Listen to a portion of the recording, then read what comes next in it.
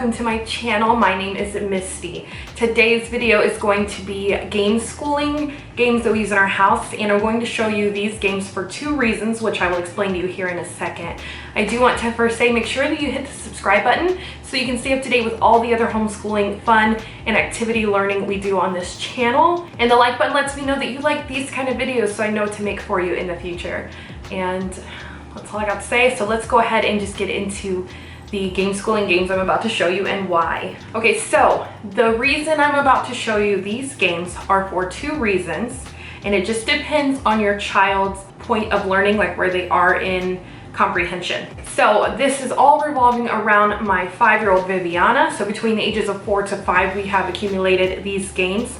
And the first reason is if your child is just entering into the age of comprehension for learning to read, like the very beginning, and just starting that process, if they are like preschool to kindergarten, then these games are great to be a challenge and an asset to keep their brain going and keeping those gears going on understanding reading and letters and all those sorts of things. And the second reason is if your child is more, they've already began to learn, but they're still in the beginning stages in a sense, probably kindergarten to first grade is when you would see this area, and this is what Viviana is right now as far as comprehension. And that would be that these games are used to promote confidence for your child. And what I mean by that is they've already mastered the skills that you need to learn in these games. However, reinforcing how well they do these things are what create confidence for the child to continue to pursue more comprehension. I hope I explained that well, but those are the two reasons you would use these games. So let's go ahead and get into that. For reference, if you really need to understand where Vivi is to kind of decide where your child is compared to what I'm talking about, Viviana can do 3-letter, 4-letter, and some 5-letter words. She is also understanding the short vowel sounds. We haven't focused too much on the long vowel sounds. She also has an understanding of team consonants such as CH, SH, TH, things like that. So that is where she is in learning. She is able to comprehend short stories, and on learn to read type books that you can buy, she's usually like a level 1. So if that helps you understand where she is compared to your child, then that will kind of help you gauge where your child falls in these games and how to use them. So first we're going to go over Viviana's most favorite, that's not the best way to say that, but her favorite game out of all of these. And she will play it every day if I let her repeatedly. And that is the Ladybug Game. And it says Zabmondo. I don't know if that's the company that makes this. That's what it looks like, Zabmondo. And this is what the game looks like.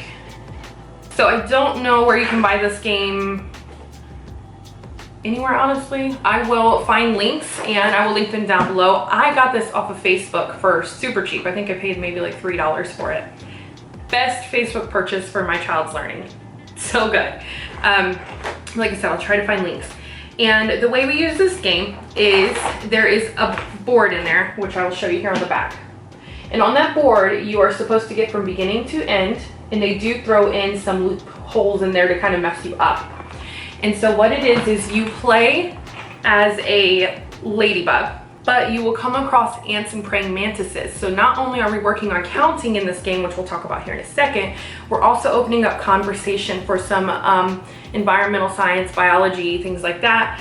And that is because if you know, ladybugs love to eat aphids, praying mantises love to eat aphids, and ants, interestingly enough, farm aphids in a sense. So there are aphids in here, sorry. So it's ladybugs, praying mantises, ants, and aphids.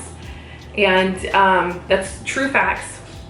I know from my own garden, it's kind of gross. Ants will defend aphids to the death. And so the way you play this game is you're going to use the cards, and the cards tell you how many spaces to move, and you have to collect aphids along the way. And I won't tell all the details just because as you get it, you can learn how it works, but there is a lot of counting involved. There is some understanding of directions being changed, so they will have to learn to follow directions. And for young kids, you can also open up conversation about the colors of the ladybugs. So this has been a great game for just comprehending some basic counting for Viviana, as well as opening conversation for science and how kind of the environment works between those 4 insects. So that's what we use that game for. Out of these, that's probably the most challenging, but it's not challenging, to be honest.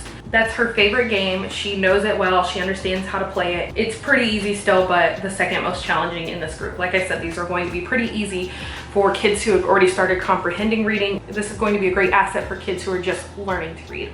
This next one is the letter ABC game. It's University Games Super Y. And once again, this was a Facebook Market by PBS Kids, as you can see. And the way this works is if you look on the back, sorry, that's loud in there. If you look on the back, there is this letter board that you see right here. Depending on where you land around here by the spinner, you'd pick up a card that has an objective based on that person. So one objective is to find letters that start with that item. So this one here says it's an orange. You have to try to find the O. So your kid will be encouraged to find the beginning letter. So this one here, they have a sentence that is a silly sentence and it doesn't make sense, and you would have to find the proper word around the board to make sense out of that sentence. So here you would see lowercase letters and you have to find the uppercase to match. And then here you find rhyming words. So those are the reasons you would use this game. Viviana, it's pretty easy for her. Savannah has no idea what's going on because she's just 2. But this could be a really great asset for your kid if you're just learning those basic reading skills. And that's what I would recommend this for. But like I said, at Vivi's age, this is just more building confidence and having games that she can master easily. I got smart this time around because the last video I was a hot mess. You'll see that. I'll link that video up here. Or up here, I don't know which side it'll show up on. I don't know if I already said this. My most common places to shop are Facebook Marketplace, Walmart, Amazon, and Target. And the homeschooling store around here, which I've mentioned once. Hopefully you can hear me over top of all this rustling and stuff as I'm talking. Okay, so the next one here, this is Word Wizard, and the directions were missing from the box. I bought it secondhand on Facebook.